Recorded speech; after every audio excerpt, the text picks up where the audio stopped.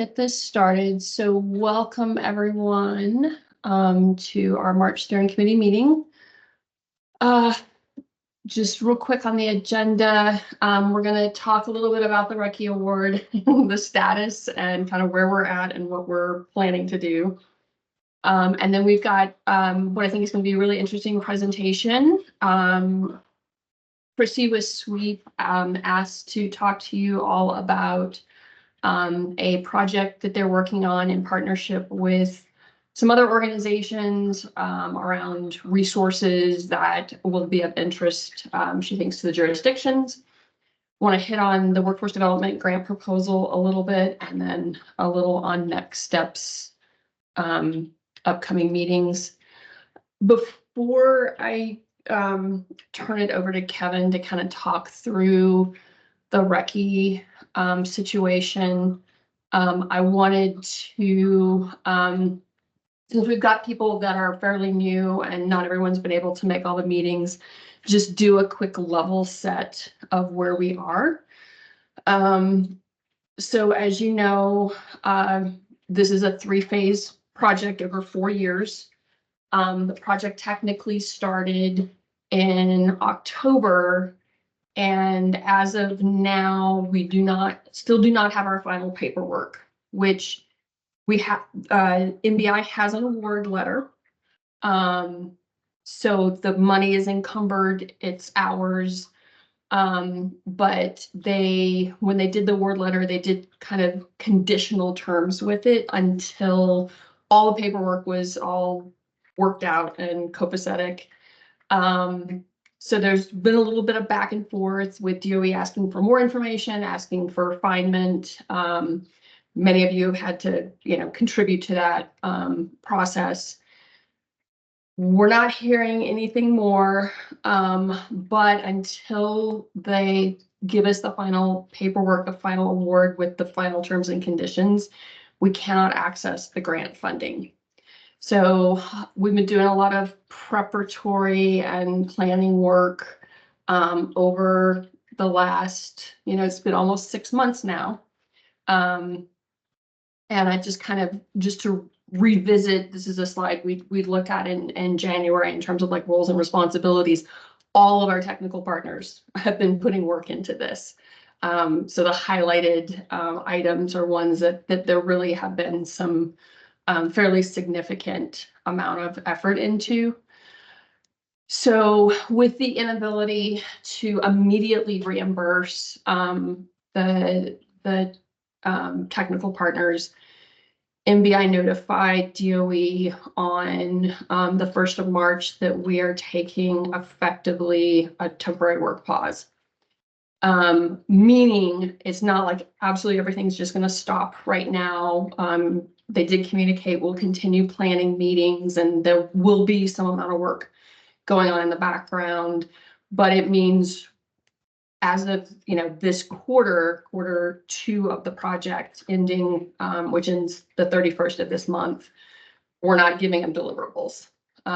So it just put them on notice not to expect additional work products until we can get that paperwork in place and until we can pay the subrecipients.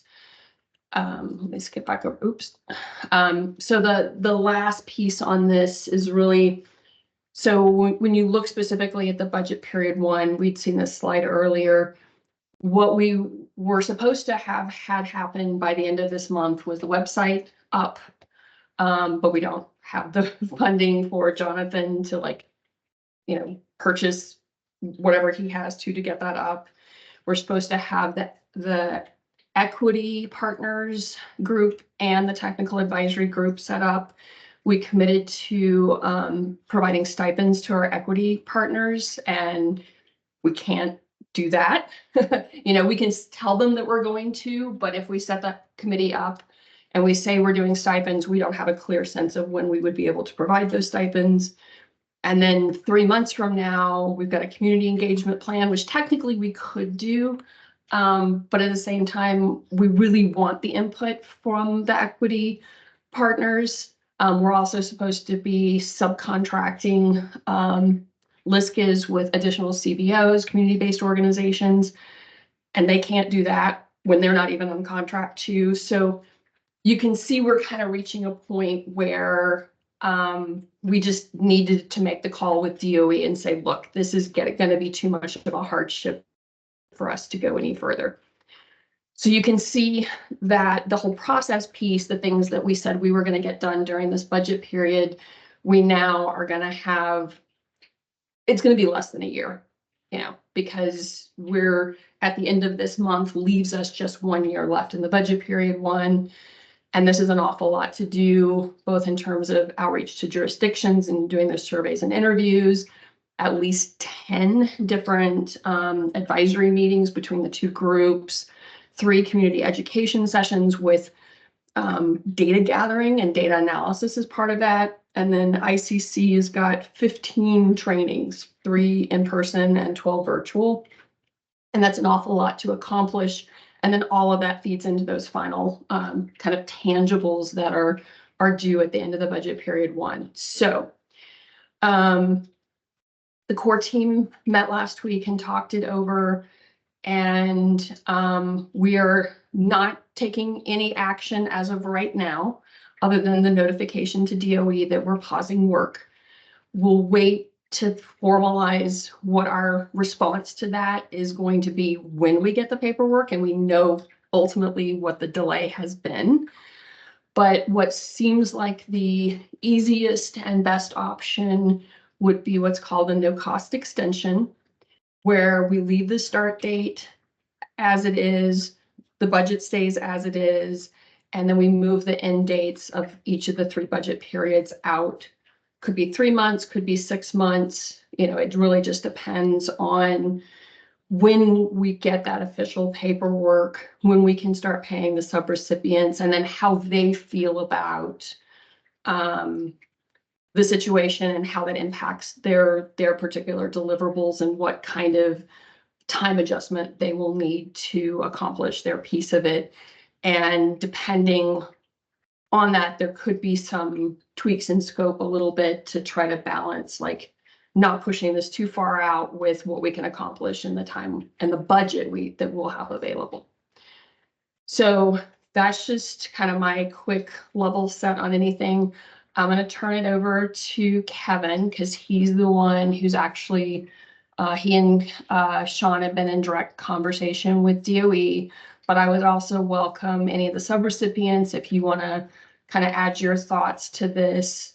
And then we'll open it up for questions from everyone, just so everyone knows kind of where we're at and, you know, is everyone's clear on it. Kevin, you want to add your thoughts?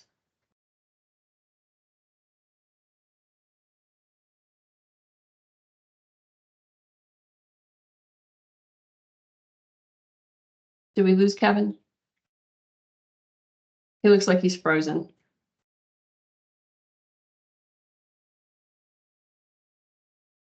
Great. Well, while we're waiting for Kevin's internet to be nice to him, any of the sub-recipients want to weigh in, provide your thoughts on this?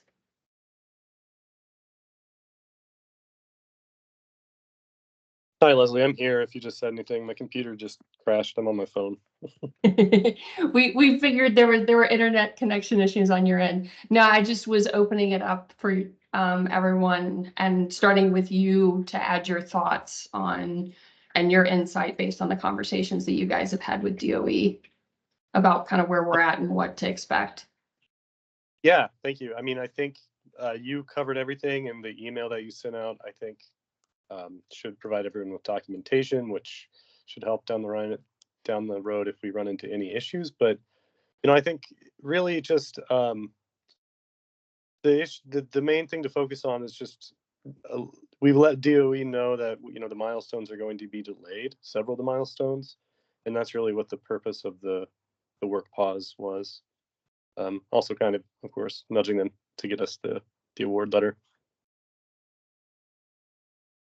So yeah, if anyone has any questions, reach out to me. But yeah, I think that's it for me.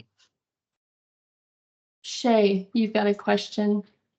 Yeah, so just rough ETA, do we have a sense, like few months?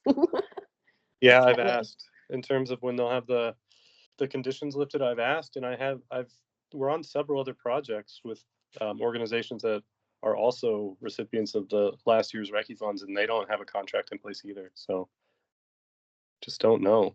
I'm guessing next month sometime, but that's totally a guess based on a tiny little comment that someone at DOE let slip, and we don't know. Yeah, my understanding is that there's a deadline for DOE on Monday next week to submit all the final paperwork for review, but then it goes to like a separate office and there's sort of a queue of projects they have to review. So depends how long all Yeah. that takes. That's good to know. There's a deadline on Monday. Thanks, Stella. All the contracts go to the financial assistance office. I think the FA office, and they're handling all the contracts for all of the bill and IRA funds, which is over $2 trillion or something. And so this is like a tiny bucket from their perspective, I think. So we're in this huge traffic jam. Seems like there was maybe an oversight and they didn't staff up that office to handle all of the contracts from all of the stuff. I mean, the highway infrastructure, all of that comes through these IRA and bill projects or funding opportunities. So there's a lot. Brianne, you had your hand up. Yeah, sorry, I thought I lowered it because I think Stella kind of, I didn't hear that particular piece of news, but I know you've got the National Energy Codes Collaborative on the agenda. And if it helps, which I know it doesn't, but that collaborative does not have its final paperwork either. And it's been a any day now situation for weeks. So yeah, I will share as soon as we do have it, because I'm assuming that the National Collaborative will go first and then other projects will follow. So I can keep the group updated. Yeah, that we're definitely assuming that too, because the National Collaborative is the biggest of all the awards. So I think you're right that they're first in line. So, and then I see we have, trying to see who's got their hand up. Somebody else has their hand up. It's really about climate change, but they never say that. It's Who is the unknown user? yeah, you're the sci-fi. It's like, I'm not reading sci-fi, but it's like it's just it could be David Longoria. He's on he's in his car. Oh, okay. Okay. And I don't know if that's how he's showing up, but maybe. All right. Well, if he's got a question or anything, we can come back to that. We just wanted to be really kind of transparent with everyone about like where we're at, and that this is not ideal for anyone, but we're just trying to navigate it the best we can. I was in a meeting on Monday that included somebody from EPA, and he made basically the same point that they're struggling, but he said something that kind of put it in perspective. And I know DOE's, I think, even having a bigger problem. He said EPA's full agency annual budget, so the whole organization, is $9 billion. And the money that they've gotten just through CPRG, just that one grant program, is 3 times that amount. So he's like, you would think we would have 3 to 4 times the staff, but we can't do that.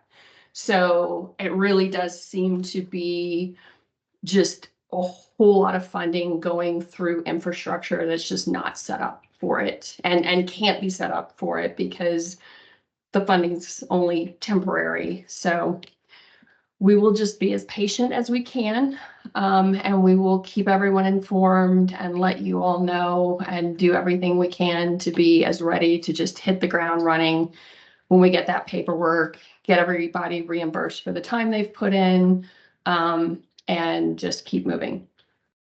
So, any last comments or questions before kind of move on to the next part of the update. So despite the pause, we are still asking everyone to do their quarterly reporting. One, for the subrecipients, it will make it faster for us to process reimbursement when the award paperwork comes in, if we've gotten that quarterly reporting. Please do, there's a section in there on impacts and achievements. I think it could go in either one depending on kind of what the issue is. But please, if there is some part of what you're doing that you feel is negatively impacted by this delay, note that so that we have these specific examples for DOE. It can also help us kind of anticipate issues that are starting to happen, and also will help with that final negotiation with DOE in case doing this kind of no cost extension ends up meaning we've got to tweak the scope a little bit beyond just the timeline. So we're really encouraging you to document where this has been a problem for you.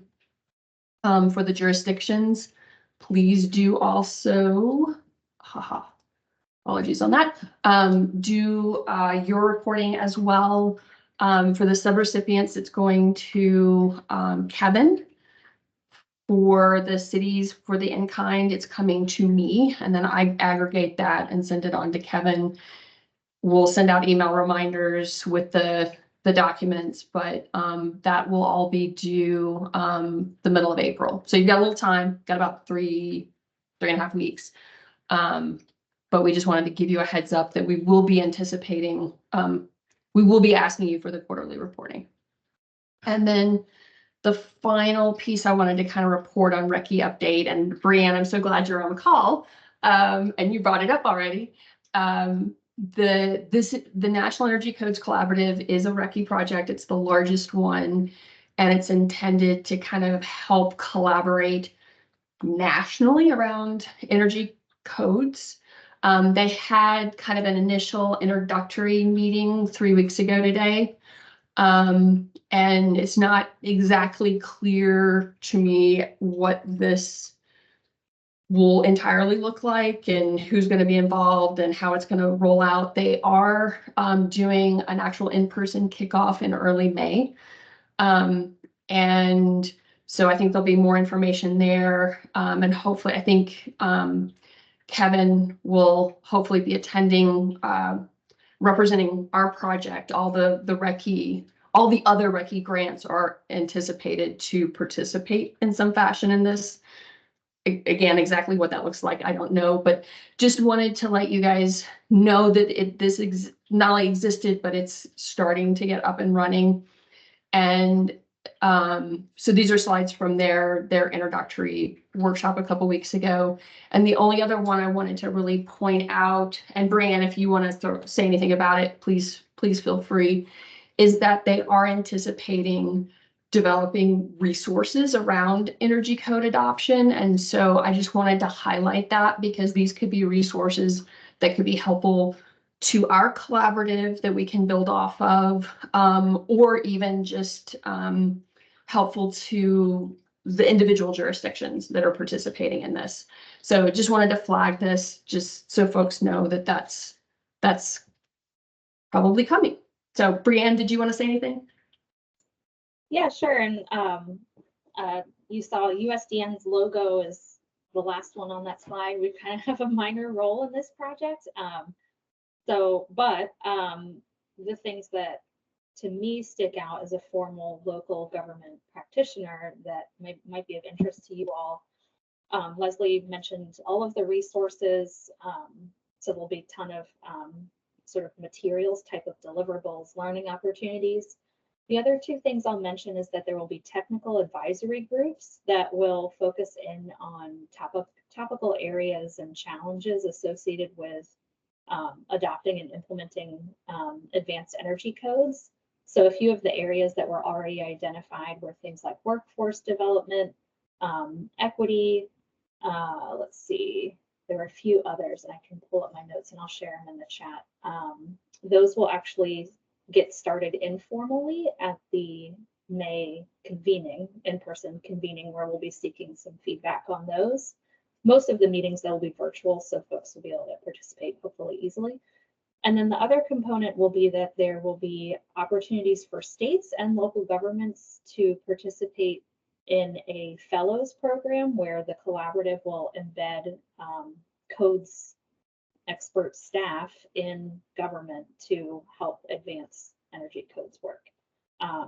There won't be that many fellows. I don't have the exact number yet, sort of per year, but I will share more information as soon as we have kind of details finalized. And I'm also happy to be, a conduit between the two projects. But I think overall, like Leslie said, the goal is to have some collaboration across all of the RECCE projects across the country through this collaborative too. Thank you, Brianne. And speaking of resources available, that is a lovely segue into the next part of our meeting today, a presentation on the Empowered project. Oh, I see I've got Terry, you got a hand up, so. Oh, you're muted. And Brianne, the I don't know what you call it, fellowship maybe program for state and local governments. I didn't hear you say anything about community engagement. Is that not one of the topics that they would be convening around? For the technical advisory groups, I'm assuming that's what you're talking about. So that'll be like groups of interested stakeholders and experts. I don't think community engagement specifically has been identified as a topic yet, but it's also still open to identifying what topics the groups actually cover. Okay, and we may be talking about two things. You talked about TAG, and then also an opportunity for maybe, I don't know what you called it. I didn't catch that, fellowship consortium or something with state and local governments. Yes, so that will place fellows as sort of embedded staff in local government and state government to help with code. Yeah, but no community engagement piece in that to help state and local government. Is that what I'm hearing? I'm not entirely sure, but to me as a non-codes person, it does entail community engagement. So yeah, happy to link you up with the person that's running the collaborative, but to me that would be included. But okay, well, I'd love to connect with them. Thank you. Sure. Sorry to interrupt there, Leslie.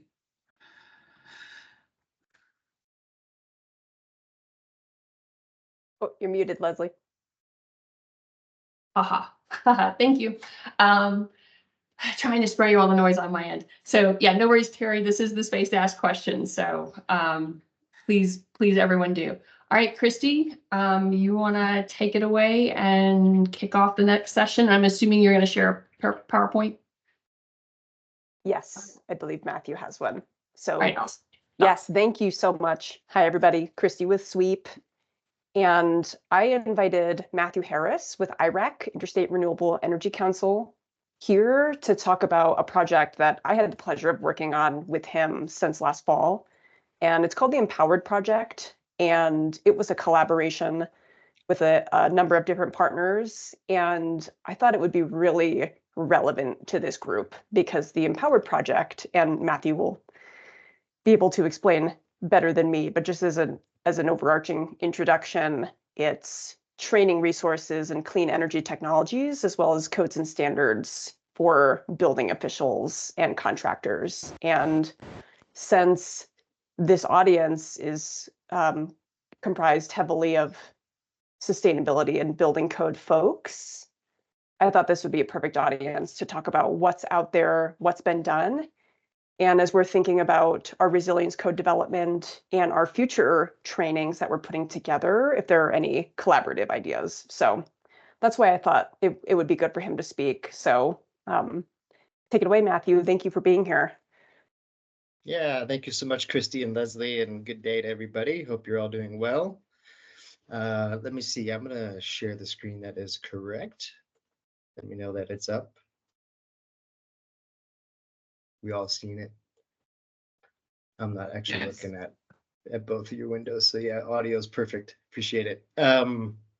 Also, just let me ask real quick, because it's been a while since I've done Teams, but do I have to reshare another tab if I want to share something else? Is that right? If I want to switch the screens, I can't It just. It depends on how you shared. If you just shared Yeah. the application, then yes, you'll have to Yeah. and reshare. If you shared your whole screen, then you should be able to flip between applications. Okay. I just flipped a tab. Are you still seeing the presentation? Yes. Okay. I just need to know that for when I get to that point. All right, good. Well, glad to be here. I appreciate the time to share with you a little bit about the Empowered Project. And let me get into slideshow mode. So yeah, Matthew Harris, I'm calling in from Denver, Colorado today. That's where I live. I know there's a lot of folks from the Southwest here. And I'm the Assistant Director of Workforce Training and Community Engagement at IREC, mainly working with our workforce development team. For the last year or so, I worked on the project that I'll be talking to you about. So just real quickly, IREC, if you haven't heard of us, Interstate Renewable Energy Council, we're a national nonprofit, and we're really sort of focusing in on the 100% clean energy future, and certainly one that is reliable, resilient, and equitable. We work in 3 areas. I mentioned our workforce program that I'm a part of, but we also do stuff on transforming the grid through regulatory work, local solutions, through our work with the Soul Smart program you may have heard of. We just launched the Charging Smart program. And then we also do some work in Puerto Rico around microgrid development and workforce development as well. So you can learn all about our programs at our website. So as we talked about today, we're going to talk about Empowered, and that was a Department of Energy funded program that we were part of with a bunch of partners, and we began it in 2021. And the focus really was to fill the knowledge gaps that may be existing in training, in credentialing, and education for the target audiences. And we really honed in on developing and launching and then widely promoting educational materials and training resources. And those audiences were first responders, safety officials, building managers and owners mainly. And the technologies were solar photovoltaics, energy storage systems, particularly battery energy storage systems, electric vehicle supply equipment, and what often is referred to as grid interactive efficient building technologies, or we were mainly focusing on electrification, high performance building materials, things of that nature. Christy kind of mentioned partners. We had about 15 partners that we worked with.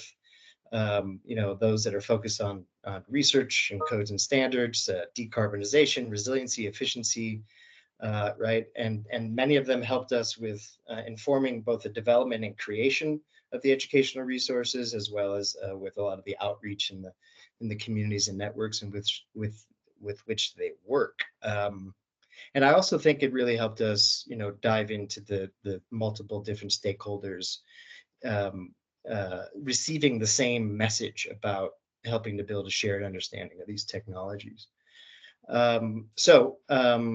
Just real quickly, if you were a code official, for example, with this education, you might be able to more efficiently inspect or reduce some of your costs related to inspection and plan review, and certainly ensure safe installation.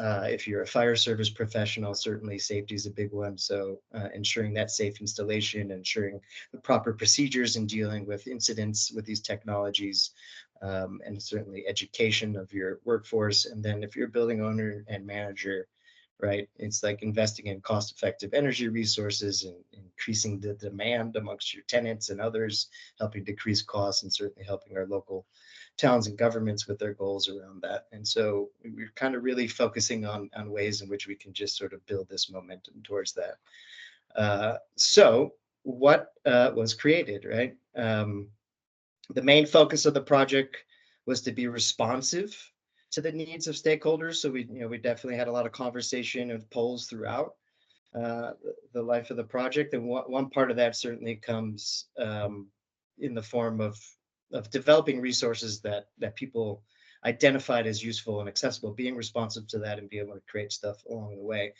We currently have over 70 educational resources in the various forms you see on the slide, including many webinars that we did. And then we have a learning management system with over 34 online training courses, and many of them available for continuing education units. So the resources are located on 2 sites, and we'll see them here in a moment. They're all free, the main one being the Clean Energy Clearinghouse. And we're sort of positioning that to be that sort of one-stop shop, if you will, for these professionals to come and get their education and knowledge on the resources. And then you could also find the CEU bearing courses that I mentioned on our learning management system, cleanenergytraining.org.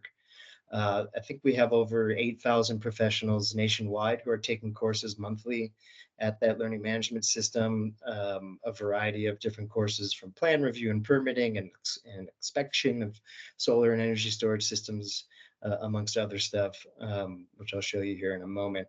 But before I do, I just wanted to give you a little bit of a screenshot view of some of those things. So I mentioned we have a plan review and permitting series, and you can see there that, it's focusing on the very different topics you might encounter with a solar PV system, whether it's the structural side, the electrical side, or if it's dealing with fire safety and things of that nature. And one thing I'd also highlight about the courses is that you can take them at their own pace. We built them to be short, and engaging, designed, if you will, with the learner in mind. So active learner engagement, we prompt questions throughout the presentations to get you thinking about the concepts in deeper ways as you follow along. And you often might encounter sort of real world practice exercises like you see here.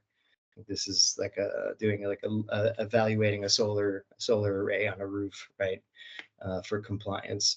And then there's another series I thought maybe to mention. This wasn't part of Empowered. It was part of a thing that we did with the state universities in New York and Slipstream. And there are these short little online courses that are meant to sort of introduce facility operators, energy managers, engineering and project management staff, and others focusing on fundamentals of building control systems. So there's a couple of really interesting courses there on the Clean Energy Clearinghouse. So now let me try to do some magic here, and we could take a little tour. I think I'm just going to do the easy method: stop share and reshare. Right here. So first, we're going to look at Clean Energy Training. This is the learning management system. This is the landing page. These courses are also free. I guess the only barrier of entry, if you will, is you have to set up an account. This also allows you to, get your name associated with the course certificate, especially if you're going after continuing education units. There's a variety of different ways to search what we have here. I'll just go here to by type just to mention webinars, because since I did mention continuing education units, all of the webinars that we did, they're available both here and on our Clean Energy Clearinghouse, which you'll see in a moment. But if you wanted to get continuing education units through the International Code Council, you would need to come and watch them here to get your certificate. So we have all those webinars listed over there. And then another thing I wanted to show you with our courses in our catalog, in addition to the ones that we created, these are what I showed you in the screenshot earlier. I might have to click a tab, sorry about that. But if you hadn't heard about Solar App, which is a sort of a standardized plan review software for it's sort of an automated software for running compliance checks and process building permit approvals for eligible rooftop solar systems. So if you are a jurisdiction, a community, or even a solar company that's connected to Solar App in some way, you've adopted it, or you need to comply with it as a solar developer because your municipality is using Solar App, we are housing as IREC the courses here. There's 2 of them. There's 4 total. I don't know why they're not listed in a row, but you'd have to come take the courses here. It was basically just an overview of how to use the tool. So we've been working with NREL and the Solar App Foundation on providing those to folks. So cleanenergytraining.org, I'll put the link in the chat, but it's the place to get mainly your training if you have building official connections or staff that you know of that are looking to learn more about solar PV plan review, permitting, inspection, things of that nature, you're definitely going to get a lot of good courses here. And then, like I said, a lot of those webinars. Okay, now I got to do this again because I'm not a master at Microsoft Teams. I apologize. So the other site, are you seeing, let me switch this on, I didn't do it yet, sorry, is the Clean Energy Clearinghouse. There's too many tabs to choose from.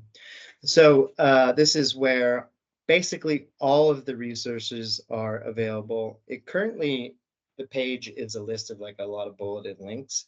We are about to update this landing page to be just a little bit more visually pleasing and accessible to folks by the different categories that are on here. So it'll look different if you come here next week or so. In any event, this is where all the free resources and links are to the stuff that we've created, all of our webinar recordings, which I had just mentioned. I would highlight, if I click, it's going to open up a page that won't be able to move fast enough, but I will just highlight that all of these have a lot of additional resources associated with them that are really helpful and useful to, or relatable to the topics that are being presented in these webinars. And I would definitely recommend taking a look at what's there, especially if you see any of these topics that might be interesting, possibly, the planning for equitable and safe deployment of electric vehicles and charging infrastructure.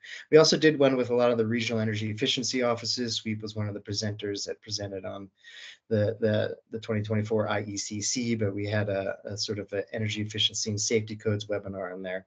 So a lot of good resources in addition to watching these recorded webinars. But effectively, the main, I'm just going to scroll a bit down here. The main categories are broken up by the technology. It's showing you on the slide. There's articles, there's downloadable checklists, etc. The same goes for the different technologies we have here. And then the last thing I'll just highlight is that Pacific Northwest National Labs has some really good building science education resources at their solution center. And a lot of these are like open source resources if you're building training programs and things of that nature around technologies, as well as some other guides that they have. And they have this recognition program for training providers.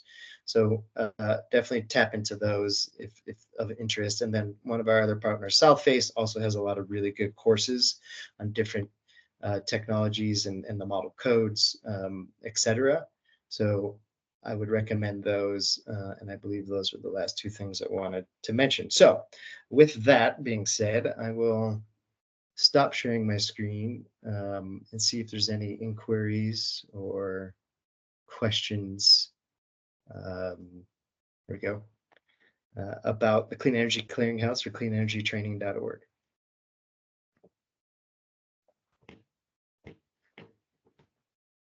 Anyone have any questions for Matthew?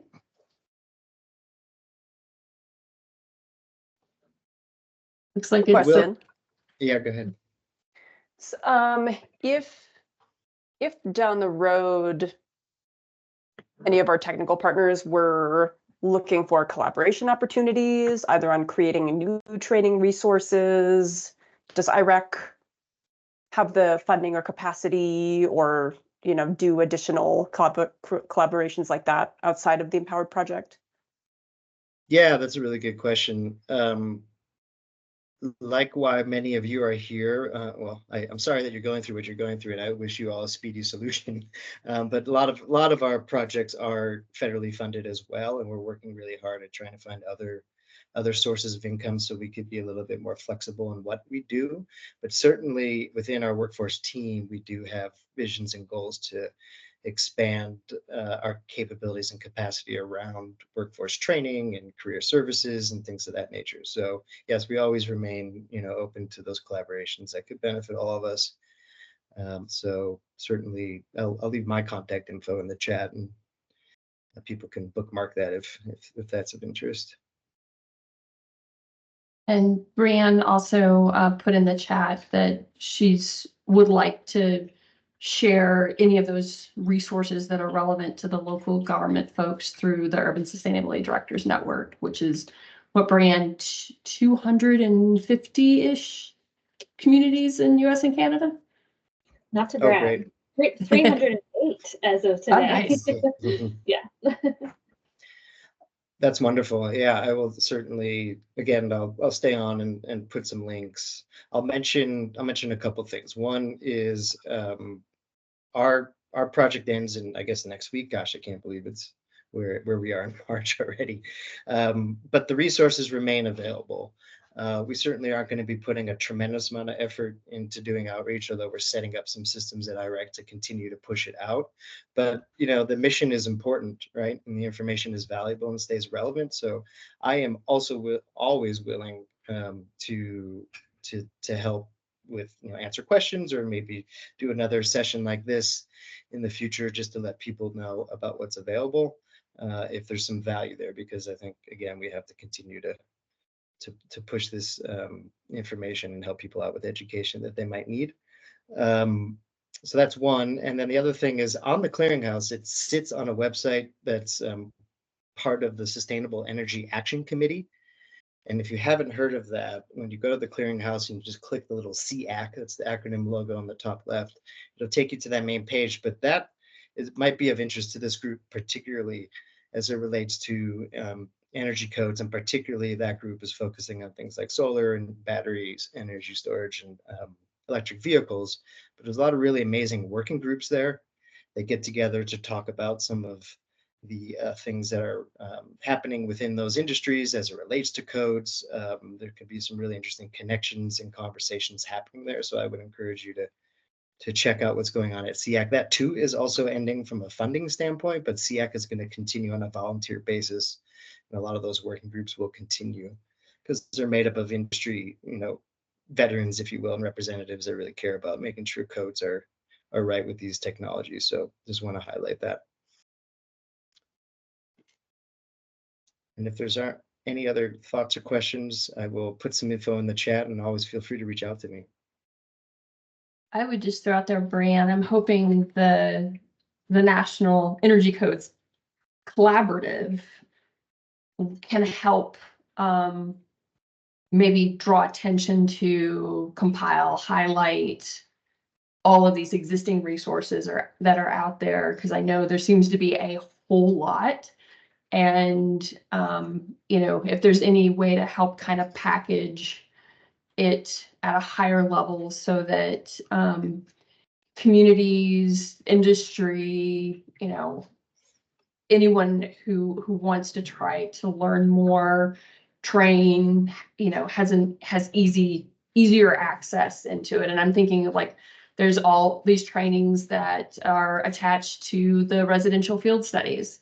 So like IMT's doing training attached to the Arizona residential field study that's free, and Monziga is doing the same for New Mexico. And I imagine all the states that have gone through the field studies, they have similar training. Now it's focused on their state, but it's all, I think, part of kind of a global set of information. I know, Christy at Sweeps they've got a lot of other things beyond just the Empowered program. So I just to kind of throw that out there, that sometimes knowing about these is great, but it seems like there's a whole lot out there and not necessarily an easy way to try to navigate all of it.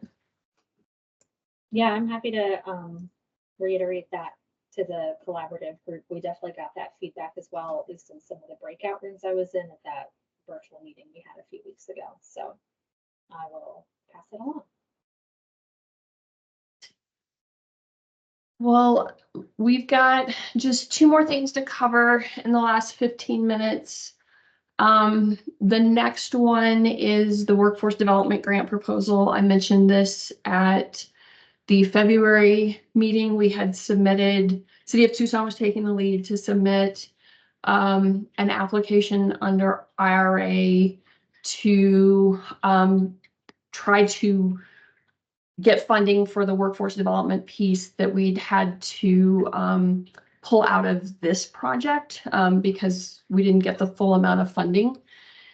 So we did submit a concept paper there, and then very quickly afterwards, they put out the second round of recce, which is a tad frustrating that they've got the second round out and they don't even have the paperwork for the first round finalized, but I'm not going to complain too much because it is a way better fit for our workforce development concept than the IRA funding was. What's particularly interesting is they expanded the target areas that are kind of like where they want to emphasize. So they've added high impact states and local jurisdictions, rural communities, tribal governments, and utility data and partnerships. The areas that I've highlighted in orange are ones that I think we can hit with our proposal, which is 6 out of the 10. So that's pretty exciting. The high impact states and local jurisdictions is interesting because it's basically pointing to the fact that there are 10 states in the US that are responsible for at least half of the building energy consumption in the entire country. And they call those 10 states out by name, and not surprisingly, one of them is Arizona. So we kind of hit in that category. The rural communities we do, courtesy of, Flagstaff and Coconino County, working with Coconino Community College. And so we're going to have kind of a rural focused component to this workforce development. We have started the outreach to tribal governments. Ideally, we're hoping to get at least one tribe in each of the 3 regions that we're kind of breaking this into. On the surface, it's workforce development, but it is really aimed around implementation and compliance.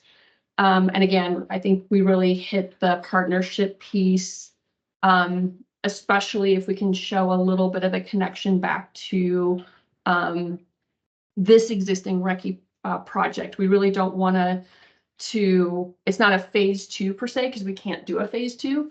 Not that phase 1's even started, but we do want to show synergy between this workforce development and the existing recce one.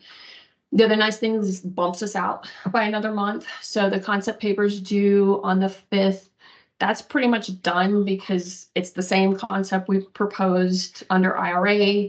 We just had to reframe it a little bit to hit the actual criteria in recce, and it was actually very easy to do, which just it really highlights how well I think this proposal fits the recce 2 focus. What I would like to request of this group, part of the connection with this project is we'd love to see all of the partner jurisdictions in this collaborative as committed partners in this new workforce development grant proposal, because it is really continuing on with the desire to have it originally in this project. The lift, the level of effort that we're anticipating is pretty minor. Like with this project, the work is really largely going to be done by the community colleges and some supporting technical education districts, with some support hopefully from SWEEP and ICC. And then just because you guys are so knowledgeable about training and workforce development and can provide really valuable expertise. And then really having the jurisdictions involvement be through these, what we're calling regional coordinating committees, one in the north, one in the central Arizona area, and one in the south, all focused on workforce development specific to energy codes and making sure that the qualifications and skill sets are there in the workforce, whether it's training new folks or upskilling existing workers. But because each of the regions are so distinct, taking a slightly nuanced approach that really focuses specifically on the needs of that particular region, will coordinate across, but your involvement would be really in the region that you're in, and whose needs are kind of relevant to, or whose focus is really relevant to your needs. So the north is kind of got more of a rural focus, and this is a bit of an oversimplification, but kind of hitting on like the specific needs in a more rural area. Central clearly our massive metro area and their particular needs. And then here in the south, we're calling it a borderlands approach, but kind of really leaning into our cultural heritage and tribal connections and taking an approach that's really kind of specific to acknowledging and supporting those. Because of the experience, because the time commitment is going to be pretty minor, and our experience with this Recce grant, we're not asking for in-kind match commitments as part of your letters of commitment. It will just be to participating. It'll be so little time. I think it's too much of a headache. The city has agreed we'll put in some in-kind match for my time to manage the grant and the project, but we won't ask that of anyone else. And then the other request, and I'll send this out via email to the jurisdictions, is that if you have connections with rural communities or tribes in your region that you feel would be an excellent partner in this effort, please let me know, and I'll look to you to help make those connections so we can kind of have the representation in your region that you really want to see. And like I said, ideally, if we can show tribal representation across the 3 regions, I think it would make us a really strong proposal. So any questions on that? Thoughts, ideas? I have a question. Has any tribal outreach been done yet so far? Like, where do we stand on that? We have done outreach to, or just starting to, Pascua Yaqui tribe here in our region. We're gonna, I think, follow up also with the Tahana Atam. Our education partners, PCC and Pima JTAD, are pretty well tied into those tribal communities. We don't have the same connections in Central and North, so I'm really relying on folks in those regions to kind of help facilitate that. It's a much harder kind of connection to make and relationship to build than among the jurisdictions, and so that's kind of where we stand. I can focus on my region, but I'll need help on the others. Yeah, definitely. Does anyone on the call right now have connections in Central and North, and have a name or contact information relationship? I mean, we do at LISC, but it's not as easy as just, passing up a contact name. So I'm happy to work with someone on this, but it's very nuanced.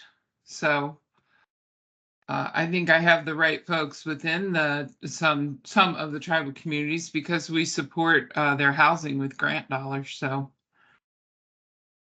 happy to, continue a conversation with someone. Well, Terry, maybe you and I can find a little time to talk about it. I'll send you the concept paper as we have written. I haven't reflected the tribes in there because we aren't there yet. But okay. But yeah, if you've got some time and we could talk about it briefly, that would be great.